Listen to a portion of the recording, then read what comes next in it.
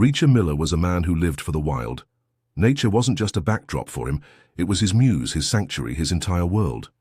As a nature photographer, he'd spent decades chasing the untamed beauty of America's most rugged landscapes.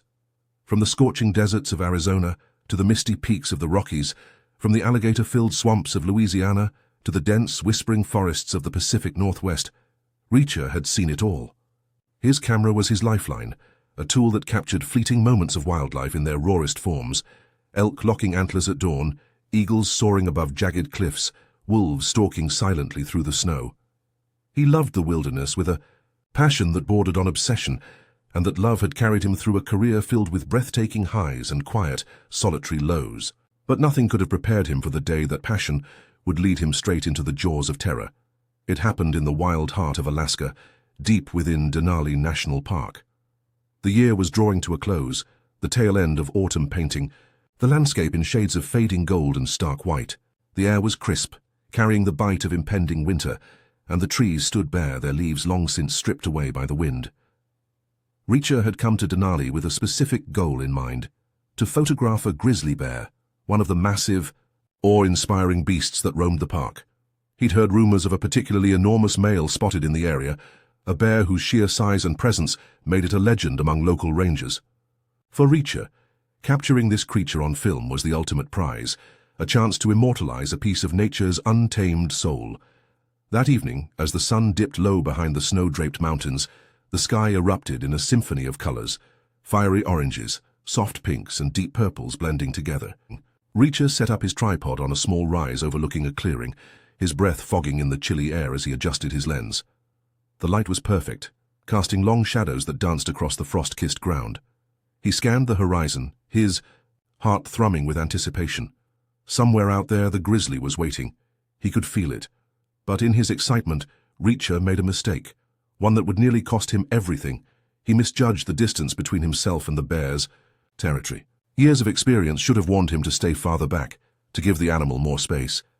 But that day, something, maybe the thrill of the chase, maybe the fatigue of a long trek, clouded his judgment. The first sign of trouble came as a faint rustling in the trees. Reacher froze, his ears straining to pinpoint the sound. The wind, a squirrel. His mind raced through possibilities, but deep down, he knew. His pulse quickened, a primal instinct kicking in as the noise grew louder, closer. Then, the forest parted, and there it was, a grizzly bear, massive and unyielding, emerging from the shadows like a force of nature unleashed. Its fur was a deep, muddy brown, matted with dirt and twigs, and its eyes glinted with a wild, unreadable intensity.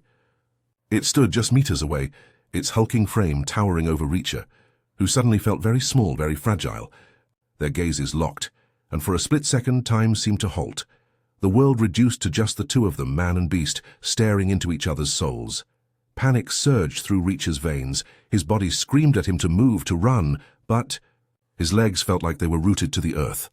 He took a shaky step backward, desperate to put distance between himself and the bear, but fate had other plans. His boot snagged on a fallen log, hidden beneath a layer of leaves, and he went down hard. The impact knocked the wind out of him, his camera clattering to the ground as he landed flat on his back. Dust and pine needles flew into the air, and before he could scramble to his feet, the bear reacted. Its predatory instincts took over, and with a low guttural growl it lunged. Reacher's hands fumbled toward his backpack, clawing at the straps in a frantic bid to reach his bear spray. He'd carried it for years, a precaution he'd never needed until now, but the bear was too fast. A massive paw swiped through the air, and razor-sharp claws sank into his shoulder. The pain was immediate and blinding, a white-hot explosion that tore through his flesh and radiated down his arm. Blood soaked into his jacket, warm and sticky against the cold air. He opened his mouth to scream, but the sound caught in his throat, choked off by shock and desperation. The bear loomed over him, its breath hot and heavy, its teeth bared in a snarl that promised more violence. Reacher was out of time, out of options, except for one last, desperate gamble. Play dead, he thought, the words flashing through.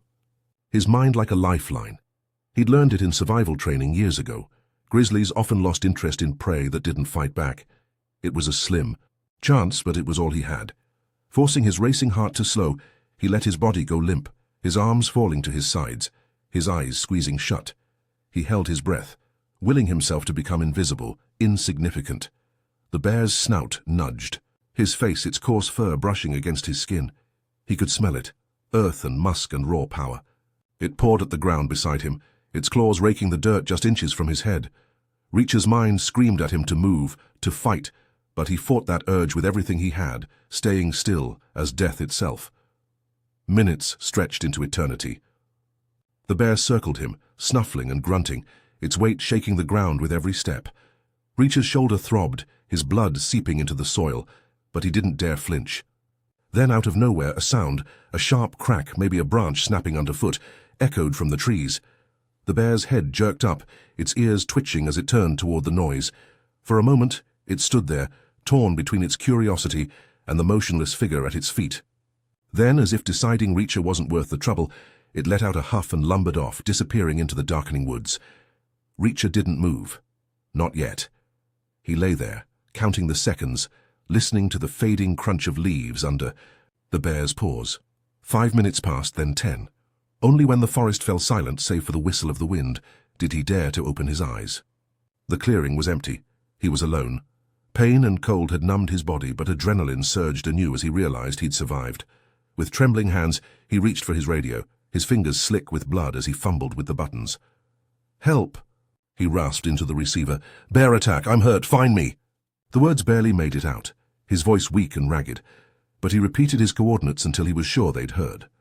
Hours later, the whir of helicopter blades cut through the night. Rescue teams descended, their flashlights slicing through. The darkness, as they found him, still sprawled on the frozen ground. They wrapped him in thermal blankets, their voices a blur of urgency as they stabilized his shoulder and loaded him onto a stretcher. By the time he reached the hospital, Reacher was drifting in and out of consciousness, his body battered but his spirit unbroken. Doctors stitched him up, marveling at how he'd escaped with his life. The claw marks would leave scars, jagged, permanent reminders of the day nature tested him and let him walk away. Today, Reacher tells his story with a quiet intensity, his eyes alight with the fire of someone who stared death in the face and come out the other side. "If you don't respect nature, you can't be part of it," he says, his voice carrying the weight of hard-earned wisdom. The attack changed him, but it didn't break him. He still photographs the wild, though now with a deeper reverence, a sharper awareness of its power. Beyond that, he's turned his experience into a mission. He wrote a book about survival in the wilderness, a guide filled with practical advice and raw honesty.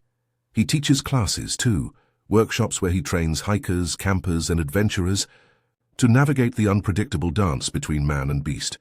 His shoulder still aches on cold days, a twinge that takes him back to that clearing in Denali, but he wears it like a badge of honor. Reacher Miller's tale is a testament to the duality of the natural world, its breathtaking beauty and its unforgiving danger. It's a story of instinct, of resilience, and of the fragile thread of luck that sometimes decides who lives and who doesn't. For Reacher, survival wasn't just about outsmarting the bear. It was about surrendering to the moment, trusting his training and hoping nature would grant him one more sunrise, and it did.